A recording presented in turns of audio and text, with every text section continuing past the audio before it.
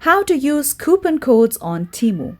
So, first of all, launch Temu application on your mobile device. Make sure that you are signed in to your Temu account. Now, once you come to the home page, select any of the items you wish to purchase, and below it, you can see a cart option.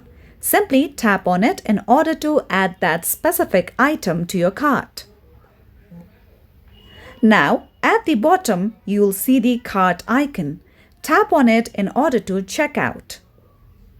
Now, select the items you wish to order. Below, you can see total amount that you have to pay. Now, at the bottom, you can see checkout option with the total amount that you have to pay. You also have to select the payment method first. Now, if you tap on the option of checkout at the bottom, you will be led to this page.